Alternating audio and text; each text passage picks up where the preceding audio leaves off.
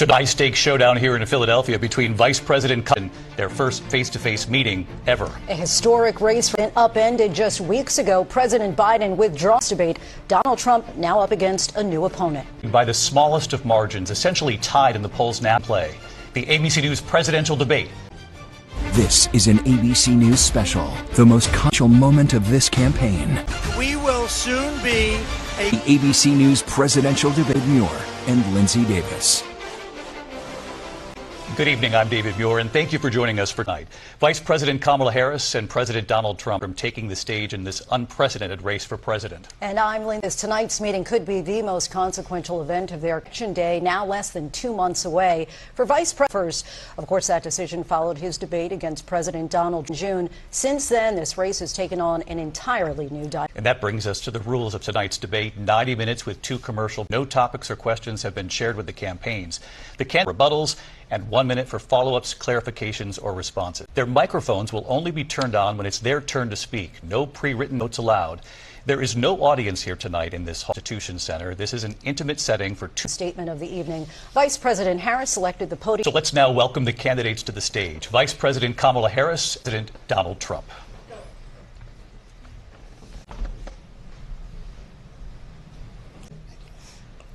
Welcome to you both. It's one of you both here tonight. Good evening. We are looking forward to a spirited, thoughtful debate. So let's get started. I want voters repeatedly say is their #1 issue 4 years ago, and your opponent on the stage here, supporters, are you better off than you were 4 years ago? When the economy, do you believe Americans are better off than they were? So I was raised as that is about lifting up the middle class and working people of America. I believe in the ambition, the aspirations, the dreams of the American people. And that is why I imagine a plan to build what I call an opportunity economy. Because here's the thing, and the cost of housing is too expensive for far too. We know that young families need support. Children, and I intend on extending a tax cut to those families of $6,000, which is the largest, or to buy a crib, buy a car seat, buy clothes for their children. My passion, one of them is my mother raised my sister and me, but the woman who helped raise us, we call her our second mother. She was a small business, $1,000 tax deduction to startups, knowing they are part of the backbone of America's economy. Opponent, on the other hand, his plan is to do it, which is to provide a tax cut for billionaires and big deficit. My opponent has a plan that I call the Trump's sales tax, which would be a 20% tax on goods that you rely on to get through the month. Have said that Trump sales tax would actually result here because of his policies and about what should be the backs of middle class paying for tax cuts for billionaires. 2 minutes. First of all, I have no sales tax. That's going to finally, after 75 years, pay us back for what we've done for the world and the tariff in some cases. I took in billions and billions of dollars. In fact, they never took the tariff off because there was so much billions of dollars from China and other places. They've left the tariffs on. I had tariffs, and yet I had no inflation. I've had a terrible economy because inflation is a country buster. It breaks up countries. It's history. We were at 21%, but as many things are 50, 60, 70, and 80% higher than just a few years ago. This has been a disaster, but for every class. On top of that, institutions and insane asylums, and they're coming jobs that are occupied right now by and Hispanics, and also unions. Unions are soon. And you see what's happening. You see what's happening with towns throughout in Colorado. They are taking over the towns. They're taking buildings. They're going in violently. These are the people that he and Biden led into our country, and they're destroying our country. They're dangerous. They're one of the greatest economies in the history of our country. Do it again and even better. We are going to get to immigration and border security in this debate, but I would like to let Vice President Harris here. Well, I would love to. Let's talk about what worst unemployment since the Great Depression. Trump left us the worst public health epic in a century. Donald Trump left us worst attack on our democracy since the Trump's mess. What we have done and what I intend to do is build on what we know are the aspirations and the hopes of the American people. To tell you all in this debate tonight, you're going to hear a tired playbook. A bunch of lies, grievances, detailed and dangerous plan called Project 20 former president intends on implementing if he were elected again. I believe very strongly that a president who understands the importance of pledge to you to be a president for all Americans. President, respond. Number one, I have nothing to do, as you know, and as she knows better than I, nothing to do with Project 2025. I haven't read it. I don't want to read it purposely. I'm not going to. But it makes no difference. I have nothing to do. Everybody knows I'm a book. Everybody knows what I'm going to do. Cut taxes very substantially. Create a great economy like I did before. We had the 1917 where 100 million people died. Did a phenomenal job with the pandemic. We handed them a country where the economy and where the stock market was than it was before the pandemic came in. Nobody's ever seen like it. We made ventilators for the entire world. We got credit for rebuilding the military. They give me credit for a lot of things. Enough credit for the great job we did with the pandemic. But the only jobs were bounce back jobs. These were jobs bound and it went to their benefit. But I was the one that created them. Donald Trump has no plan for you. When you look at his economic plan, it's all about tax breaks for the people. I am offering what I describe the economy and the best economist in America. What Goldman Sachs has said is that Trump's plan would make the economy worse, my economy.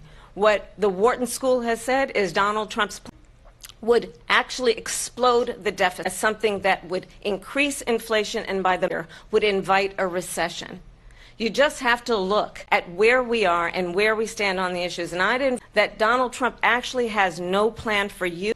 That's just a soundbite. They gave her that to say.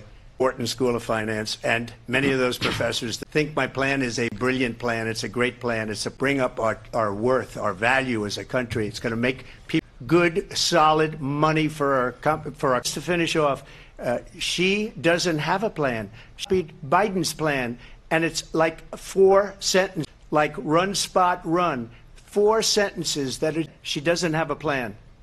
Mr. President, I do want to drill down on both brought up.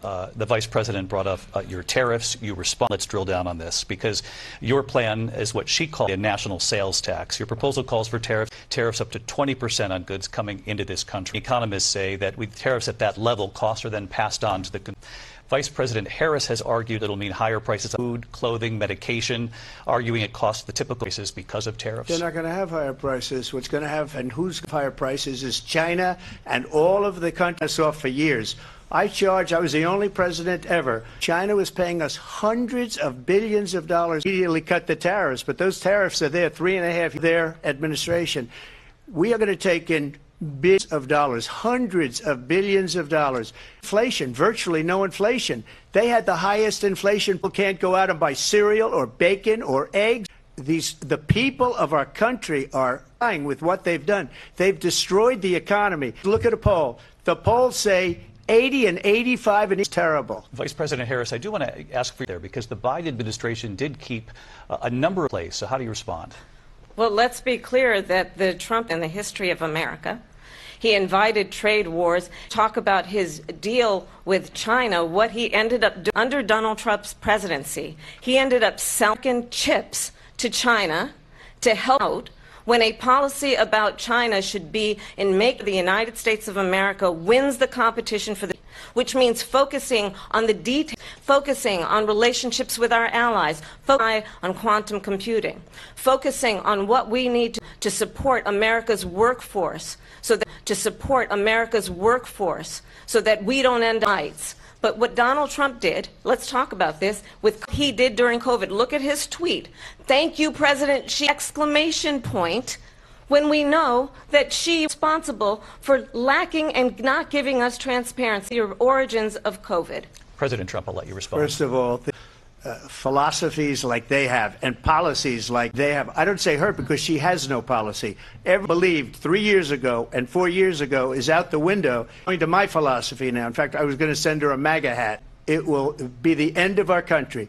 She's a Marxist. Everybody knows she's a Marxist. Her father's a Marxist professor in economics. And he taught her well. But when you look at what she's done to our country, and when you look at these millions of people, not the 15 that people say, and I think it's a lot higher than 1, that's bigger than New York State pouring in. And just what they're doing to our country, they're criminals. Many of these people come criminals. And that's bad for our economy, too, our economy. They have, and she has, destroyed our country with policy, almost policy that you'd say, they have to hate our country. Thank you. Lindsay? I want to turn to the issue of you said that you were proud to be the most pro-life in history. Then last month, you said that your administration would be for women and their reproductive rights. In your home state of Florida, you said many with regard to your 6-week abortion ban because you initially more than 6 weeks. But then the very next day, you reversed and said you would vote to support the 6-week ban. It says that women shouldn't trust you on the issue of you've changed your position so many times. Therefore, the vote is they have abortion in the 9th. They even have, and you can look at the governor of West Virginia, not the current governor, who's doing an excellent, but the governor before, he said the baby will be born. That's why I did that, because that predominates. Because Democrats are radical in that. And her vice president pick, which I think was a horrible pick, by the way, for our country, really out of it. But her vice presidential pick says execution after birth. It's execution, no longer as the baby is born, is okay. And that's not okay, hence the vote. But what I did is something for 2 years. They've been trying to get Roe v. Wade into the heart and strength of 6 Supreme Court justices. We were able to do that for rape, incest, and life of the mother. Ronald Reagan did also. 85% of Republicans do. Are voting on it, and for the first time, you're going to. This is an issue that's torn our country apart. 2 years, every legal scholar, every Democrat, every Republican, liberal, conservative, they all happened. Now, Ohio, the vote was somewhat liberal. Kansas, the vote was somewhat liberal, much more liberal than people would have. But each individual state is of the people now. It's not tied up in the federal government doing it. And I give tremendous credit to those 6 justices. There is no state in this country where it is legal to kill a baby. Madam Vice President, I want to get your response to. They're a bunch of lies, and that's not actually a surprising fact. Hand-selected 3 members of the United States Supreme Court mentioned that they would undo the protections of Roe v. Wade. Did exactly as he intended. And now in states, there are Trump abortion bans. Provide health care. In one state, it provides Trump abortion bans that make no exception to incest, which understand what that means. A survivor of a violation to their body does not have the right, and one does not have to abandon their faith or deeply held beliefs to agree. And Donald Trump certainly should not be telling a woman what to do with her body. I have talked with women around, pregnant women who want to carry suffering from a miscarriage, being denied care in an emergency room because the healthcare providers are afraid they might be bleeding out in a car in the parking lot. She didn't want that for of incest, being forced to carry a pregnant. They don't want that. When Congress passes a bill to put back in place the protections of Roe v. Wade, as President of the United States, understand, if Donald Trump were to be reelected, a national abortion ban, understand in his Project 2020, there would be a national abortion, a monitor that would be monitoring your pregnancies, your miscarriages. I think the freedom to make decisions about one's own body should not be by the government. Thank you, Vice President Harris. Well, there she goes. It's a lie. I'm not signing a ban because we've gotten what everybody wanted. Scholar wanted it to be brought back into the states, and the states are, and it may take a little time, but for 52 years, issue has torn our country up, wanted it back in the states, and I did something that an absolute lie. And as far as the abortion ban, I'm not in favor of abortion ban, but it doesn't matter because the issue has now been taken over by the states. Would you veto abortion ban if it came Well, I to your won't desk? have to because, again, especially now with the 50-50 and 50 in both Senate and the House, she's not going to get the vote. She won't even come close to it. So it's just talk that they're going to get student loans terminated, and it ended up being, I think, probably her boss. If you call him a boss, he spends all his time. But look, her boss went out and said, we'll do it again. We'll do it a different way. And he went out, got rejected again by the Supreme Court. So all these students got taunted to the millions and millions of people that had to pay off student loans. They didn't get it for free. But they were saying, they talked about that they talk about abortion. But if I could, a yes or no, because your running mate, J.D. Vance, has said that you... J.D., and I don't mind if he has in view, but I think he was speaking for me, but I really didn't.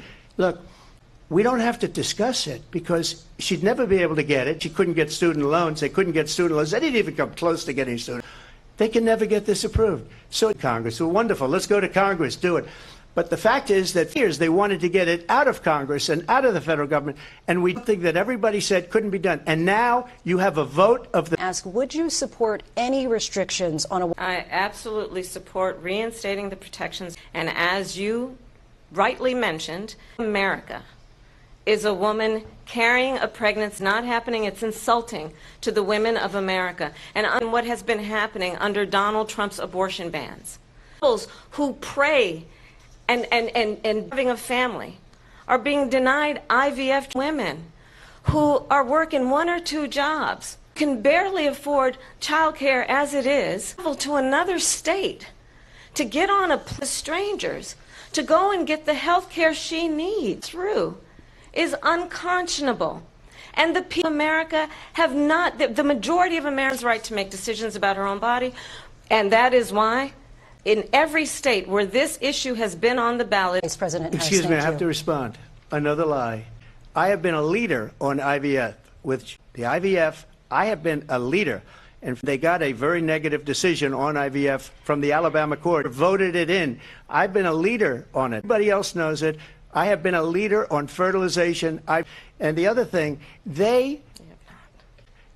will she allow abortion in the 8th month? Can you ask her that question? Why don't you answer That's the problem. question? Would you because veto? under Roe v. The question, would you veto? You could do abortions in the 7th month, the 9th That's month, not true. and probably after birth. Just look at the former governor of Virginia.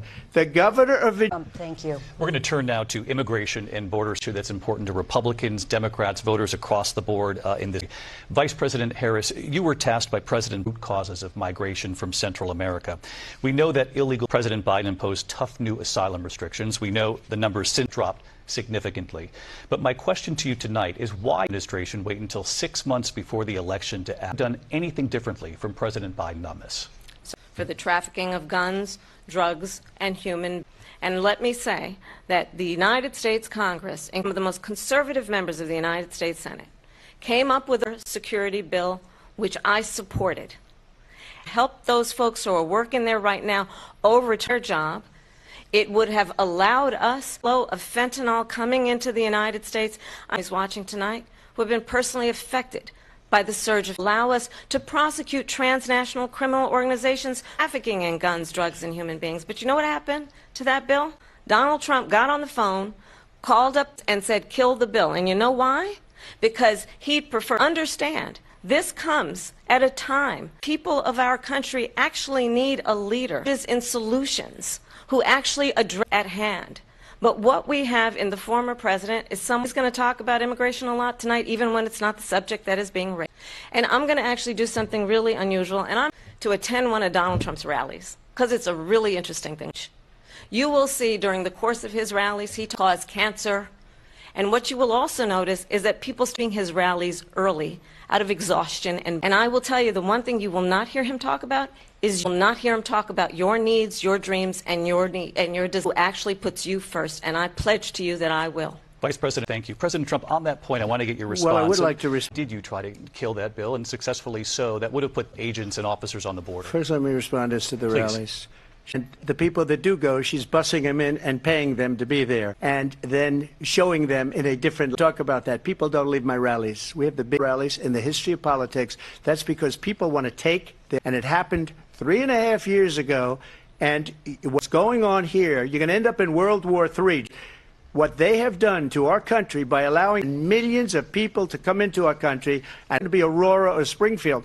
A lot of towns don't want to talk about it because they're embarrassed by it. In Springfield, they're eating dogs, the people that came in. They're eating the cats. They're eating the pets of the people. It's a shame. As far as rallies are concerned, the reason they go is they like what I say. They want our country back. They want to make America great again. It's very simple. Make America great again.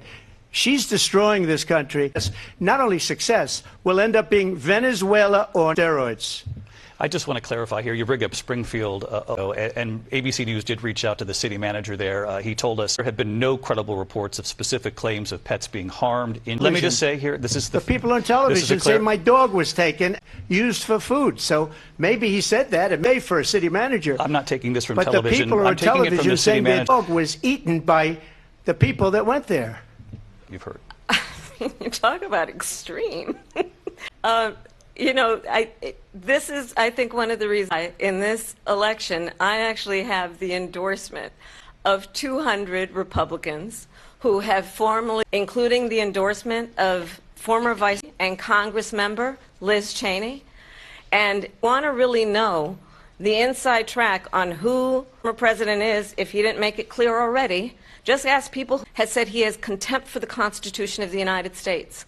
Former National Security Advisor has said he is dangerous and unfit.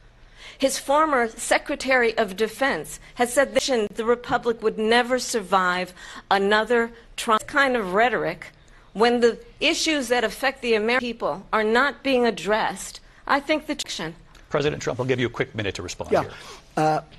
Because when I hear that, see, I'm a different kind of a person. Bad things or a bad job, I fired them. Listen, they didn't fire anybody having to do with Afghanistan and the town and the 13 people who's viciously and violently killed. And I got to know the parents and the family people because that was one of the most incompetently handled situations anybody has ever seen. So when somebody does a bad, I fire him. And you take a guy like Esper, he fired him, so he writes a book. Another one writes a book, because with me they can write. And they never fire anybody. Look at the economy. Look at the inflation. They didn't fire any of their economists. They have people. That's a good way not to have books written about it. Just to finish, I got more votes than any Republican, than any president, sitting president in history. Let me continue on immigration. It was what you wanted to talk about. So let's get back to your deportation proposal that the president has reacted to as well. President Trump, you called this hard. You say if things get out of control, you'd have no problem using. Yes. You also said you would use local police, deport 11 million undocumented immigrants. I know you believe that is much higher. Take us through this. What does this look like? Will authorities? They allowed criminals, many millions of. They allowed terrorists. They allowed common street criminals. They allowed people to come in, drug dealers, to come into our country and in the United States and told by their country that crime in Venezuela and crime in countries all over the world is way down. You know why? Criminals off the street, and they've given them to her to put into our.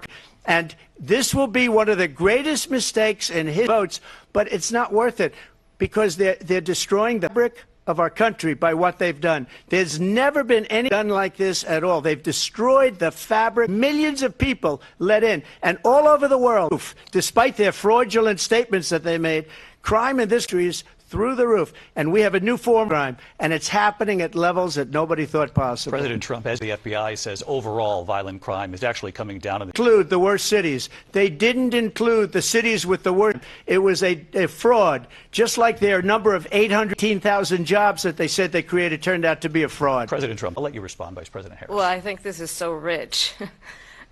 National security crimes, economic crimes, election interference has been found liable for sexual assault, and his next big court is in November at his own criminal sentencing. Of what is important about respect for the rule of law, respect for law enforcement. The former vice president called for funding federal law enforcement 45,000 agents, get this, on the day after he was arraigned on 30 important in this race. It is important that we move forward, turn the page on this same old rhetoric and address the needs of the American people, address what we need to do about the housing shortage, address bringing down the price. Frankly, the American people are exhausted with this same playbook. Vice President Harris, thank you. Excuse me. Those cases was started by them against their political law, that with the decision that came down just recently from the Supreme Court, winning most of them. But those are cases, it's called weaponization. It happened in this country. They weaponized the Justice Department. One of those cases was involved with the DOJ from Atlanta, New York, and the DA in New York. Every one of those cases, then they say, oh, he was ones that made them go after me. By the way, Joe Biden was found essentially guilty on the documents case. And what happened? And total victory. 2 months ago, it was it's weaponization, and they used it, and it's never happened in this country. They used it to try and win an election. President Trump, thank you. A really quick response here, Vice President Harris, on this notion of the context in which this election in 2024 is taking place. The United States Supreme Court recently ruled that the former would essentially be immune from any misconduct if he were to enter the White House again. Understand, this is the Constitution of the United States, that Department of Justice against his political, someone who has openly expressed for members of our military, because certainly we know now the court won't stop him. This is not going to stop him. It's up to the American people. Vice Harris, thank you. Lindsay? Vice President Harris, in your last run, President. This is the one that weaponized. The things that they say about me, they talk about democracy. I'm a threat to democracy. They're the threat with a fake Russia investigation. We do have a lot to get. We have a lot to get to. Lindsay? Vice President Harris, in your last buyback programs for assault weapons, now your campaign says you don't. You supported decriminalizing border crossings, and I know you say that your values have not changed. So then why have many of your policy positions changed? But in particular, let's talk about fracking because we're here in Pennsylvania. Here in 2020. I will not ban fracking. I have not fracking as Vice President of the United States, and in fact, I was the tie vote on the Inflation Reduction Act, which opened not to invest in diverse sources of, so we reduce our reliance on foreign oil. We have had the largest increase in oil production in history because of an approach that relates to my values. Let me tell you, I grew up a middle class, a hardworking mother who worked and saved and was able to buy our first home when I was a teenager. The values I bring to the importance of home ownership, knowing not everybody got 6 times, is a value that we are going to work with the private sector and home builders to increase 3 million homes, increase by 3 million homes by the end of this term. My work that is related to and my focus then on protecting women and children based on a value that is deeply grounded in the importance of standing up for those who are most vulnerable. Mine is about protecting Social Security and Medicare. It's based on my values have not changed. And what's important is that there is a president who actually brings in a perspective that is about lifting people up, not beating people down. Who actually understands the strength is not in lifting people up. I intend to be that president. President Trump, your Well, response? first of all, I wasn't given 400, but my father was a Brooklyn builder, Brooklyn, Queens, and a great father to many, many billions of dollars. Many, many people see it. They are even surprised. So fracking, she's been against it for 12 years. Fund the police, she's been against that forever. Everybody's laughing at it, okay? They're all laughing at it. At least 12 and probably 14 or 15 different policies. Like, she was big on defund the police. In Minnesota, she went out, wait a minute, I'm talking now, if you don't mind, please. She went out and wanted to let criminals that killed people, that burned Minneapolis, she went out and raised money to get them out of jail. Did things that nobody would ever think of. Now she wants to say radical left liberal that wants to confiscate your guns, and she will never allow fracking. If she won the election, fracking in Pennsylvania on day one. Just to finish, one thing so important for, when they took over, they started getting rid of it, and the prices were going up. They immediately let these guys go. I would have been 5 times, 4 times to where I was because they had no choice, because you were quadrupling and doubling. You saw what happened to gasoline. So they said, let's go back to Trump. But if she won that election, they'll go back to destroying our country and oil, where they need a whole desert to get some energy to come out. You see a solar plant? By the way, I'm a big fan of solar, but they take 400, 500 acres of soil. Trump, we have a These lot are of not good issues things that we for the have to get environment. And I want to talk about the peaceful transfer of power, which is of our democracy, and the role of a president in a moment of crisis. Mr. President, on January 6th, you told your supporters to march that you would be right there with them. The country and the world saw what played out. Watched it unfold on television off the Oval Office. But it was more than 2 hours before you sent out that video message telling supporters to go home. Is there anything you regret about what you did on that day? You just said a thing that later on, peacefully, and nobody on the other side was killed, shot by an out-of-control police officer that should have ever shot her. It's a disgrace. But I ask, what about all the people that are pouring into our country and killing, that she allowed to pour in? She was the border czar, remember that, the border czar. She doesn't want to be called the border czar because she said at the beginning, well, I'm surprised you're not talking about, when are they going to be prosecuted? When are these countries all over the world, not just South America, they're coming in from all over the world, David, all over the world. Crime rates are down all over the world because of it. But let me just one ask of those is going to be prosecuted. Or in Seattle, they went into Seattle, took over a big percentage of the city of Seattle. When executed? But let me just ask you. You might ask her that question. You were the president. We're watching it unfold on television. It's a very simple question as we move forward. Yes, sir. I had nothing to do with that other speech. I showed up for a speech. I said, I think it's going to be big. Nancy Pelosi and the mayor of Washington, D.C., mayor put it back in writing, as you know. I said, you know, it wasn't done by me. It was done by others. I said, I'd like to give 10,000 National Guard or soldiers. They rejected me. Pelosi rejected me. It was just two tape of her saying she is fully responsible for what happened. They wanted, and the mayor of Washington did their jobs. Security. Nancy Pelosi was responsible. She didn't do her job. The question was about you as president, not about former Speaker Pelosi, but I do want President Harris to respond here. I was also an acting senator. I was there. Today, the President of the United States incited a violent to attack our nation's capital, to desecrate our nation, and some died. And understand, former president has been indicted and impeached for exactly that reason. But this is not a nation. Let's remember Charlottesville. What did the president then at the time say? That when it came to the Proud Boys, a militia.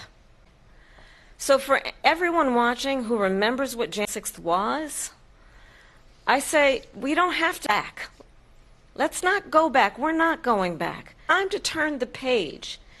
And if that was a bridge to you, to stand for our democracy, to stand for rule of law, and to end the chaos, and the approach that is about a clear on that point. Donald Trump has said in this election there will be a bloodbath, and the outcome of this election is not to his liking. Let's turn the page on this. Let's not go back. Let's to the past. Let me just follow up here. Different term, and it was a term that related to energy because they avoid our energy business. That was where bloodbath was. That story has been, as you would say, debunked. They covered it. If they go an extra, it was debunked in almost every newspaper. It up just like they bring 2025 up. I ask you this: you talk about the Capitol. How come she's not doing anything? And I'll tell you what I would do. I would say we would both leave this debate right now. I'd like to see her go down to Washington, D.C. during this debate because we're wasting a lot of time. Go down to, because she signed a bill to close up the border because they have need bills. They have the right to do it. The President of the United States, out of bed, you'll wake him up at 4 o'clock in the afternoon. You come down to the office, let's sign a bill. If he signs a bill, phenomenal. If they do that, the border is closed, killing many people, unlike J6. We talked immigration. Focus on this next issue to both of you, because it really brings us this focus, truth in these times that we're living in. Mr. President, for falsely claimed that you won, many times saying you won. In the past couple of weeks leading up to this debate, you have said, quote, you lie a whisker, that you, quote, didn't quite make it, that you came up a little bit. I said that? Are you now acknowledging that you... By a whisker. That was said sarcastically. So much proof. All you have to do is look at it. And they should have sent it back to legislatures for approval.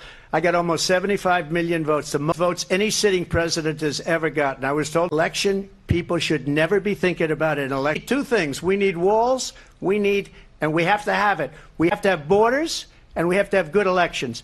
Bad. And a lot of these illegal immigrants coming in, and these people are trying to get them to vote, allowing them to come into our country. I did watch. I didn't detect the sarcasm, lost by a whisker. We didn't quite make it. We should just point out here as clarification, and you know this, you and your allies, 60 cases. Standing. That's the other thing. They said technicality. Can you imagine a system where a person election doesn't have standing? The President of the United States does standing. That's how we lost. If you look at the facts, and I'll show you Wisconsin and I'll show you Pennsylvania, have so many facts and statistics because we have to solve the problem that we have right now. And the problem that we have right now is we have a nation that is dying, David. Mr. President Harris, you heard the president there tonight. He said he didn't say that. Still believes he did not lose the election won by President Biden and yourself. But I do want to about this upcoming election just weeks away. People who cheated, and then he lists donors, voters, election prosecuted to the fullest extent of the law, which will include long prison sentences. One of your campaign's top lawyers responded saying, is that what you believe he's trying to do here? Donald fired by 81 million people. So let's be clear, and clearly he is having a very difficult time processing that. But we cannot afford to have a president of the United States passed to upend the will of the voters in a fair election. And I'm going to tell you, travel the world as Vice President of the United States. And world leaders are laughing at Donald Trump. Race. And when you then in a presidential debate and deny over and over again our court cases you have lost, you did in fact lose that election. It lit to my right the temperament or to not be confused. Deeply troubling, and the American people deserve better. I'll give you 1 minute to respond, Mr. President. Let me just tell you about world leader. Tough person, smart. Prime Minister, they said, why is the whole world blowing up? 3 years ago it wasn't. Why is it blowing up? He said, because you need Trump back as president. They were afraid of him. North Korea was afraid of him. Look at Korea, by the way. He said Russia was afraid of him. Stream 2 pipeline, and Biden put it and did the XL pipeline.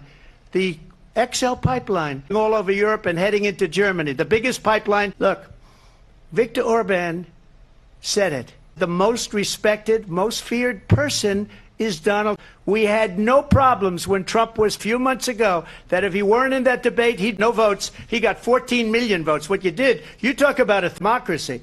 He got 14 million votes and they threw. And you know what? I'll give you a little secret. He hates her. He got 0 votes. And when she ran, wanted to leave because she failed. And now she's running. I understand it, but I'm okay with it because your time is up. Again, turning now to the Israel-Hamas war and the hostages. You said, quote, Israel has a right to defend itself, but you adders how, saying international humanitarian law, Israel must do more to protect innocent civilians. You said 9 months ago, now an estimated 40,000 Palestinians. Mr. Benjamin Netanyahu said there's not and has not been able to break through the stalemate. How would you do it? Well, let's understand how we got here. On October 7, Hamas, many of them young people who were simply women were horribly raped. And so, absolutely, I said then, I say now, Israel has a right to itself. We would. And how it does so, innocent Palestinians have been killed. Children. What we know is that this war must end. It must end immediately, and it will end as we need a ceasefire deal, and we need work around the clock, also understanding that we must chart a course for a 2-state solution. And in solution, there must be security for the Israeli people and Israel, and in equal measure for the Palestinian ability to defend itself, in particular as it relates to Iran, and any threat that Iran and its proxies pose to Israel. But we must have a 2-state. We can rebuild Gaza, where the Palestinians...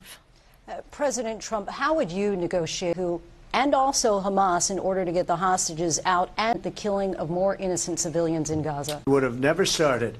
If I were president, Russia, no threat of it either, by the way, for 4 years, have gone into Ukraine, killed millions of people when you add it up. Far worse than understand what's going on over there.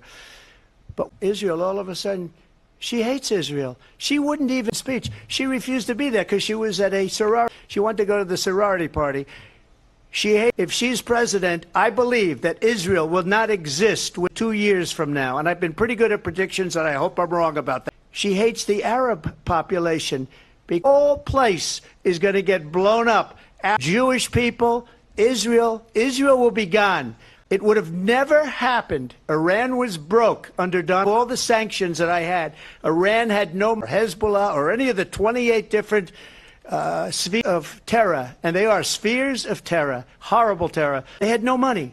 It was a big story, and you know it. You covered it very well. Now they're a rich nation, and now they're spreading that money around. Look at what's happening with the Houthis and Yemen. Look at what's going on, and this would have never happened. I will get that settled and fast. As President-elect, I'll get it done before even President. Vice President Harris, he says you hate Israel. Absolutely not true. I have my entire supported Israel and the Israeli people.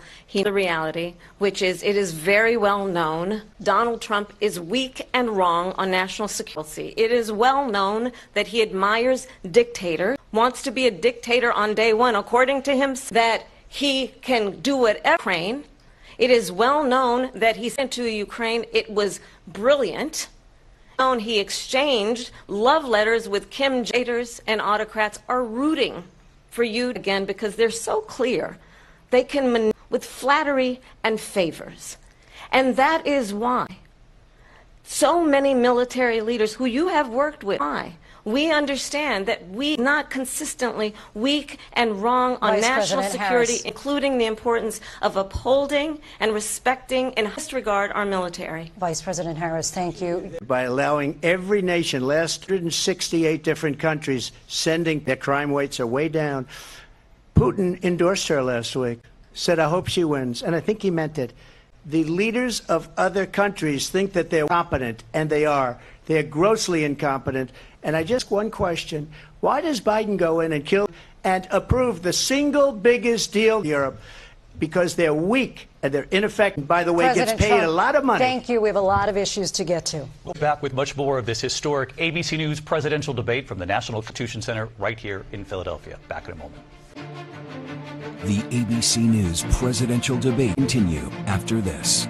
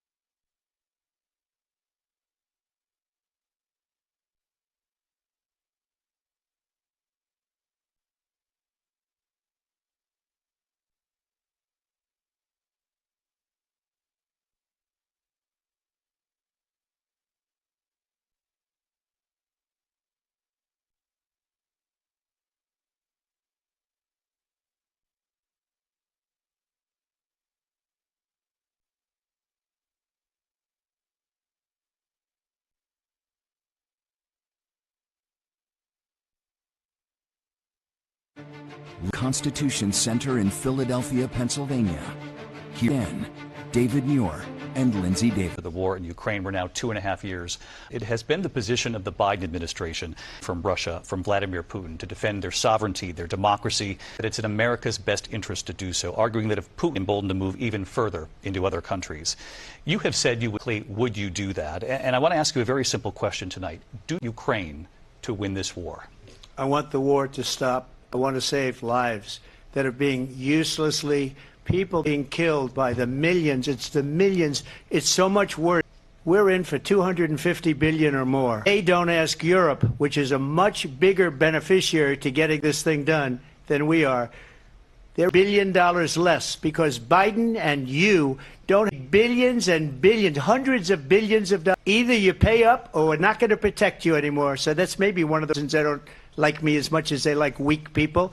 But you take a look at what's happening. We're in for 250. They should be forced to equalize. Said, I want to get the war settled. I know Putin very well. I have a good relationship, and you're president, okay? They respect me. They don't respect Biden. How in 2 years to Putin? Hasn't spoken to anybody. They don't even try and get it. That is a war that's dying to be settled. I will get it settled before I even become president. If I win, when I'm president-elect, and what I'll do is I'll speak to one, I'll speak to the other. Putin, after I left, unfortunately left because our country has gone to hell. But after I left, when I saw him build soldiers, he did it after I left. I said, oh, must be negotiating. It must be a good, strong point of negotiation. Well, no idea how to stop it. And now you have millions of people. It's only getting worse, and it could lead to World War III. We're playing with World War III, and we have a president that we don't even know if he's... Where is our president? We don't even know if he's a president. Is he our president? But we have a president... Mr. Live. Your time is up. Just to clarify in the question, do you believe it's in the U.S. best interest for Ukraine to win this war, yes or no? All right. Negotiate a deal, because we have to stop all of these human lives from being destroyed. I want to take this to Vice President Harris. I want to get your thoughts on support for Ukraine in this moment. Also, as Commander-in-Chief, if elected, how would you deal with Vladimir? Well, first of all, it's important to remind the former president you're not running against Joe Biden, you're running against me. The reason that Donald Trump says that this war would be over within 24 hours is because he would just give it up.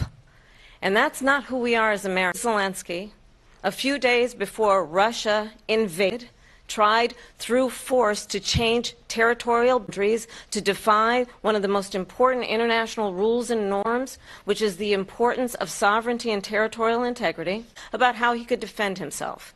Days later, I went flank to Poland and Romania.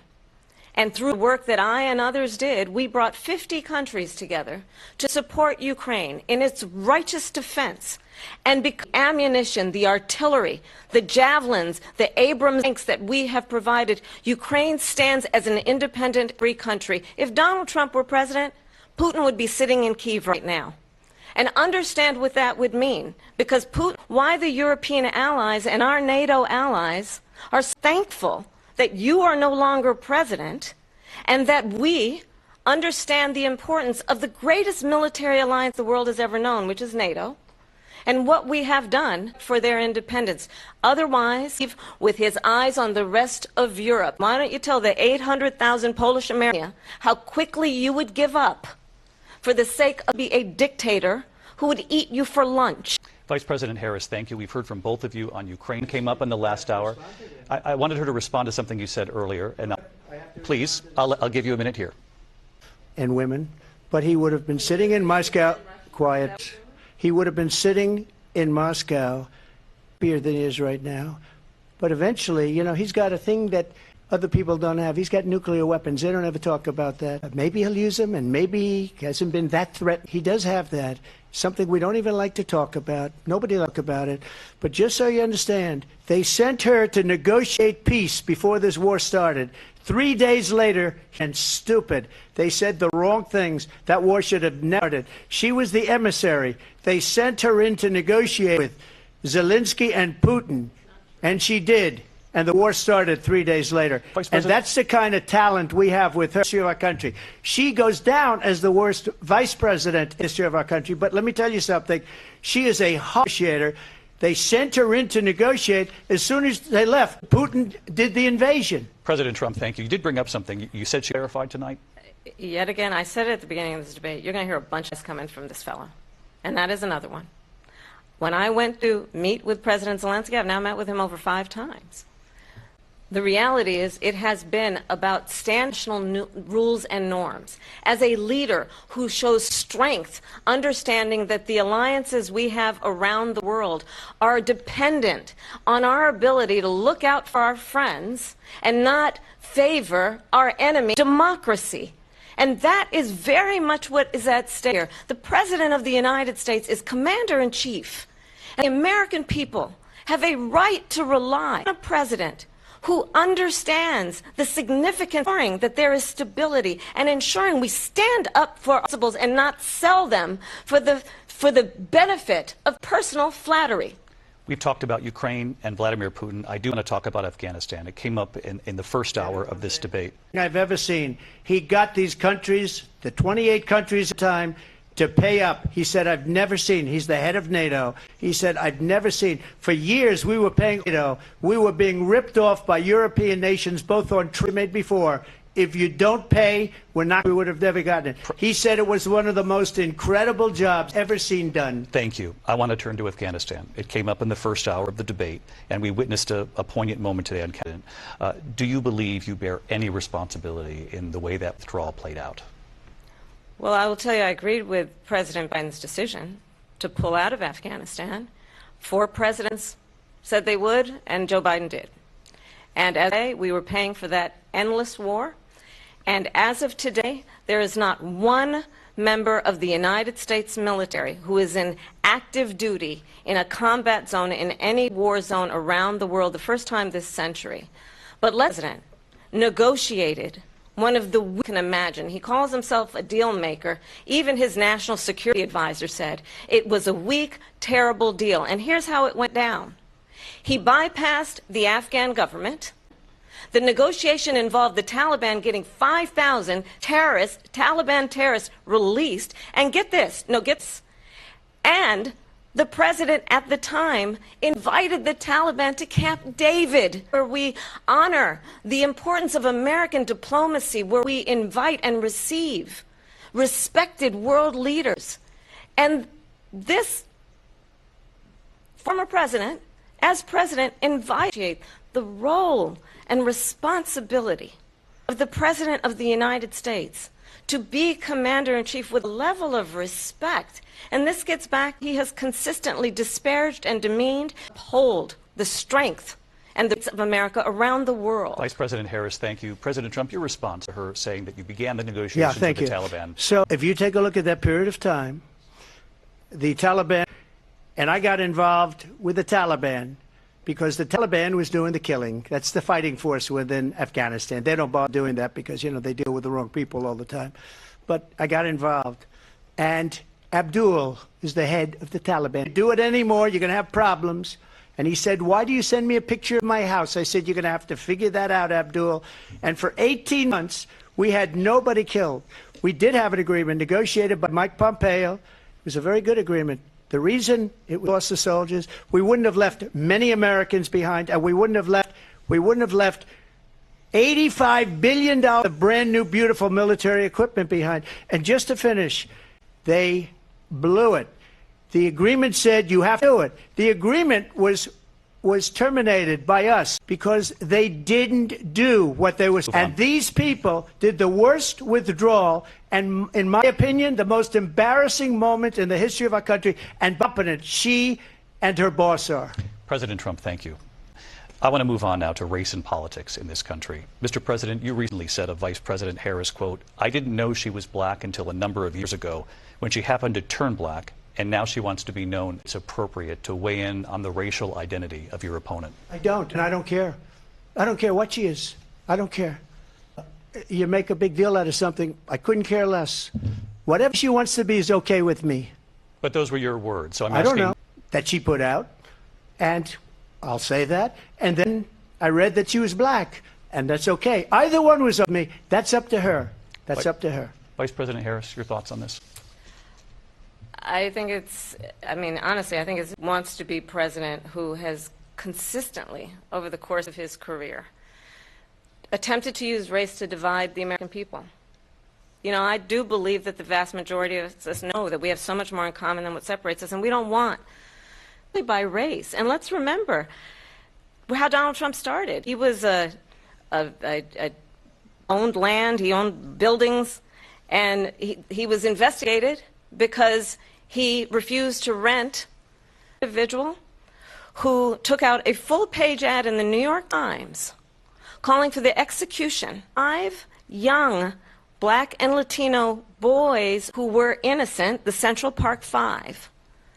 The same individual who spread first black president of the United States. The American people want better than this.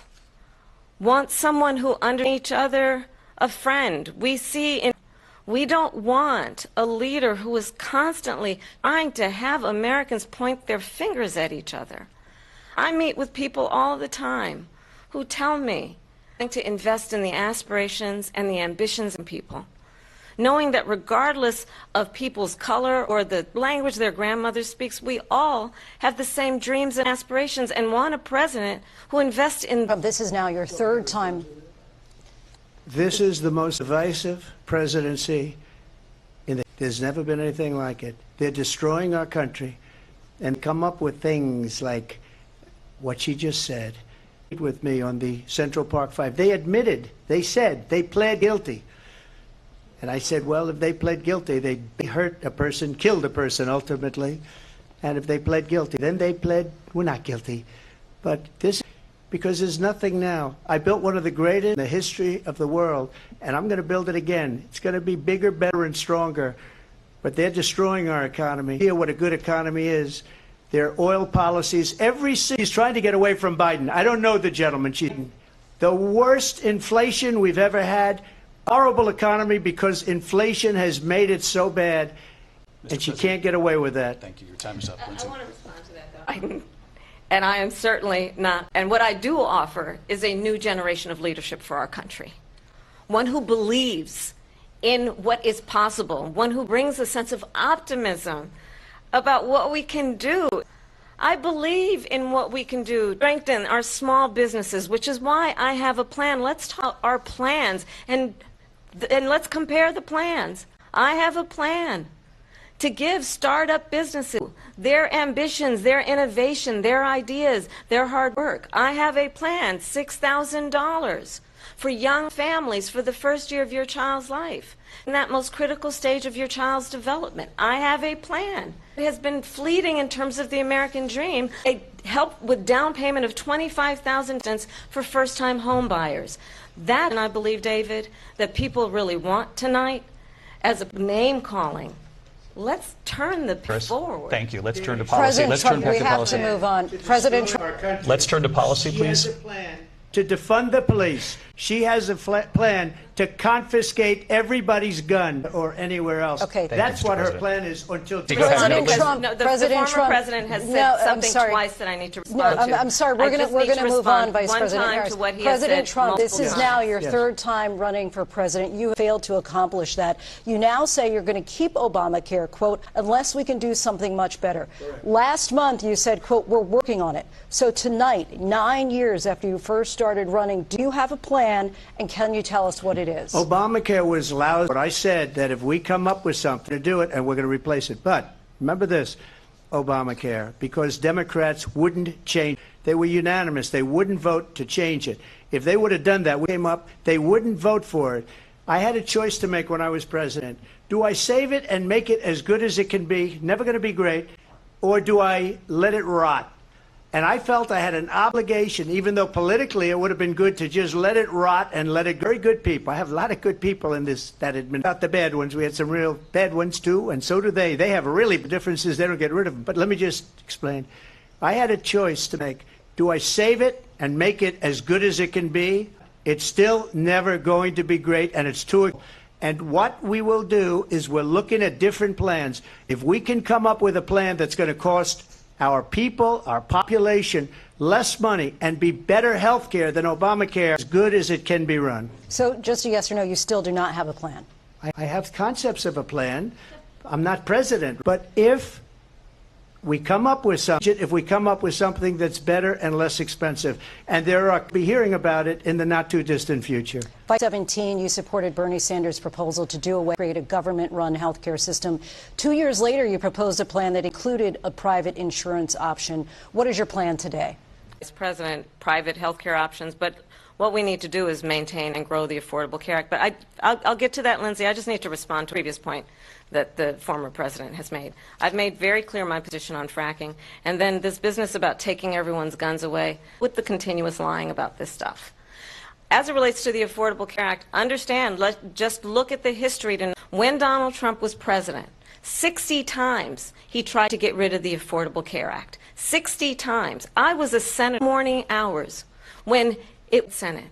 And the late, great John McCain, who you have disparaged as being, you don't like him, you said, at the time, because that night, walked onto the Senate floor and said, no, you don't.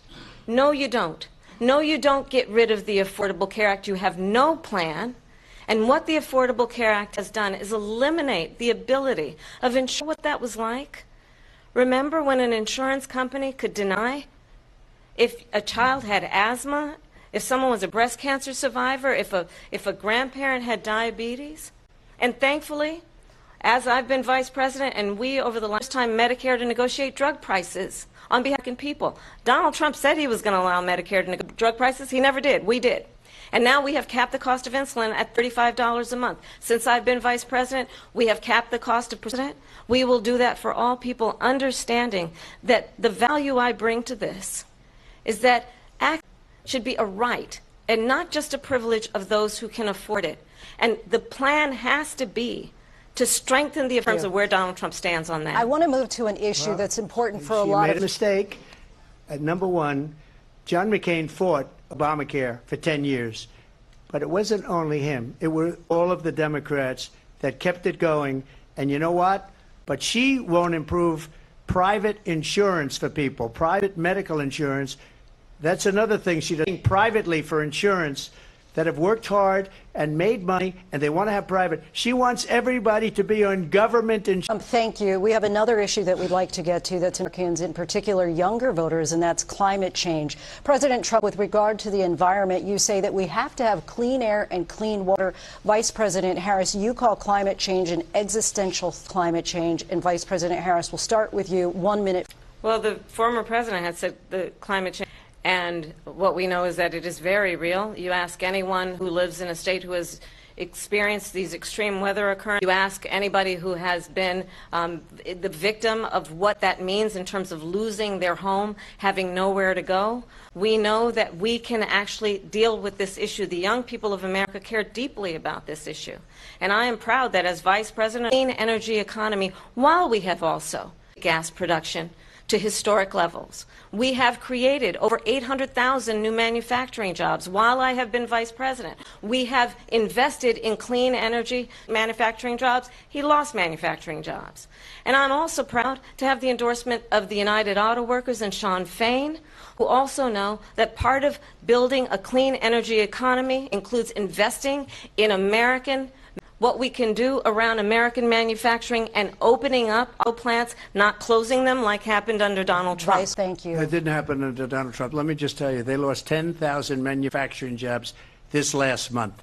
It's in many cases owned by China. They're building these massive plants, and they think they're going to sell their cars into the United States because of these people, what they have given to China. But we're not going to let that. We'll put tariffs on those cars so they can't come. Any auto worker, whether it's in Detroit or South Carolina or any other place, what they've done to business and this country is horrible. We have nothing because they refuse. You know, Biden doesn't go after people because him and his son, they get all this money from Ukraine. They get all this money from all of these different countries. And then you wonder, why is he so loyal to this one, that one, Ukraine, China? Why is he? Why did he get $3.5 million from the mayor of? This is a crooked administration, and they're selling our country down the tubes. President Trump, thank you. Thank you. Statements from both of our candidates. An historic night, this ABC News presidential debate from Philadelphia. Back in a moment. The ABC News presidential debate after this.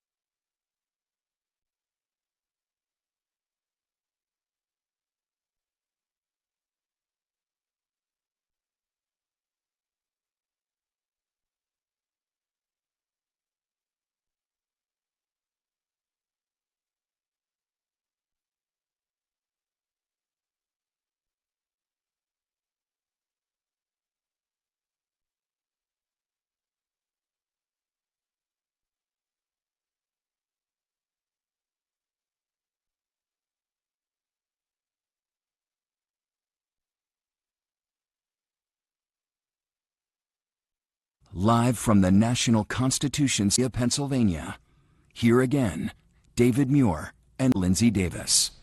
Welcome back tonight. The time has come for closing statements, and Vice President Harris, we begin with you.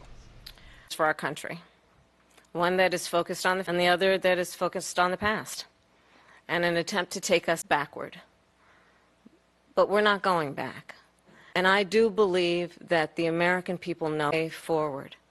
And a vision of having a plan, understanding the aspirations, the dreams, the hopes, the ambition of the American people, which is why I intend to create what we can do around protecting seniors, about giving hardworking folks a break and bringing down the cost of living. I believe in what we can do together that is about sustaining America's standing and reserve, including respecting our military, and we have the most lethal fighting force in the world.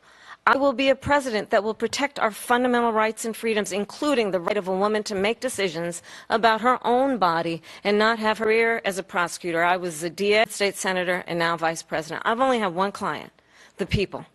And I'll tell you, as a prosecutor, I never asked a victim or a witness, are you a Republican? And that's the kind of president we need right now. You and is not putting themselves first. And to be a president for all Americans and focus on what we can do over the next 10 and 20 years to build people. Vice President Harris, thank you. President. So she just started by saying she's going to do that, she's going to do all these wonderful things. Why hasn't she done it? She's been there for 3.5 years. They've had to create jobs and all the things why hasn't she done it? She should lead to that beautiful White House, go to the Capitol, get everyone together and do the things you want to do, but you haven't done it, and you won't do it, because even things like we're not going to frack, we're not going to do things that are going to make this country strong, whether you like it or not. Germany tried that, and within 1 year they were back to building normal energy plants. We're not for the sake of bad vision. But I just ask once, why didn't she do it? We're a failing nation. We're a nation that's in serious decline. We're being laughed at all over the world. All over the world they're laughed. I know the leaders very well. The world, they don't understand what happened to us as a nation. We're not we don't have any idea what's going on. Going on in the Middle East, we have wars going on with Russia and Ukraine. We're going to end up in a third world war, and it'll be I rebuilt our entire military, a lot of it away to the Taliban. She gave it to Afghanistan. What these people have done to our country, and maybe toughest of all, is allowing millions of people to come into the worst president, the worst vice president of our country. President Trump, thank you. And that is our ABC News presidential debate from the National Constitution Center. I'm Lindsay Davis. Good night. Thank you both. Thank you. Thank you.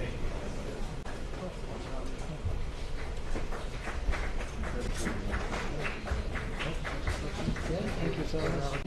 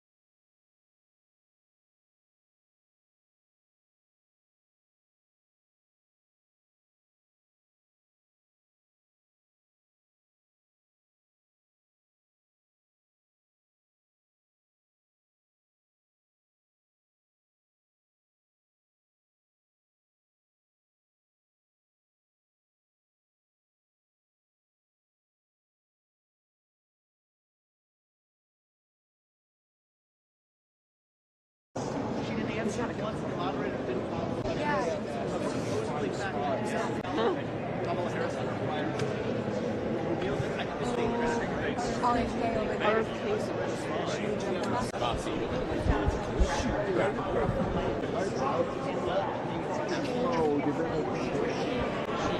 as a veteran, this is what I found pretty.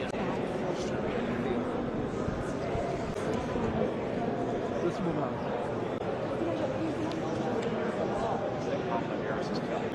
She still believes in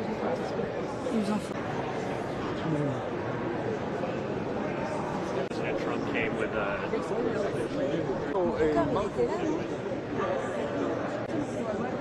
Tiens, la chef. Au pire, on commence par chef. Ouais, ouais. Ah, il va quand même faire un petit peu de temps.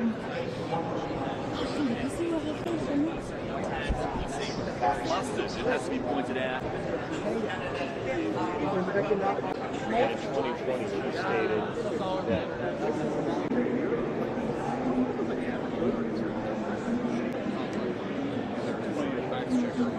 And at one time, I'm the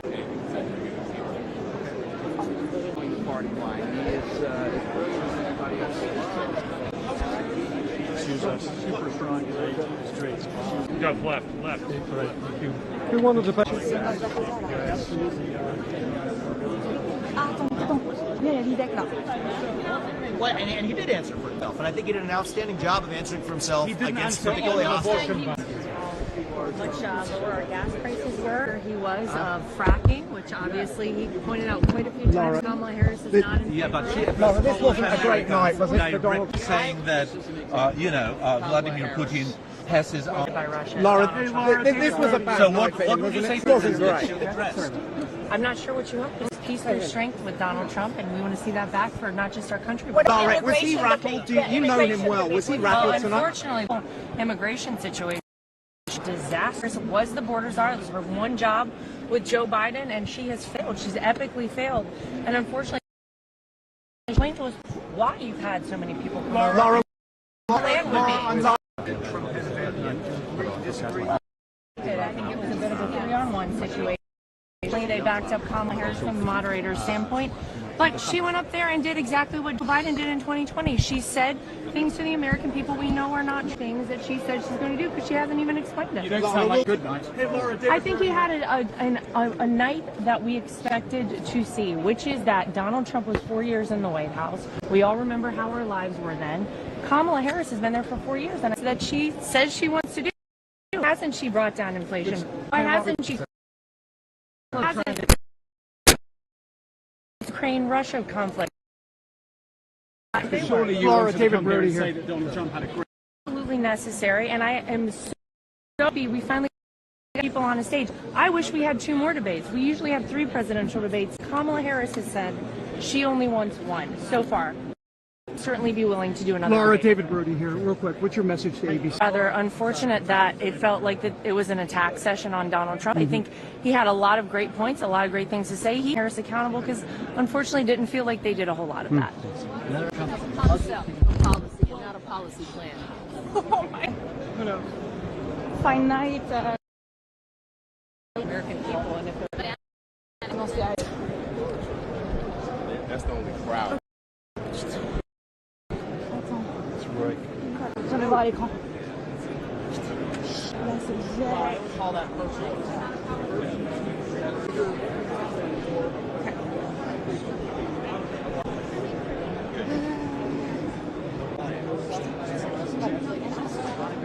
Ouais, ok.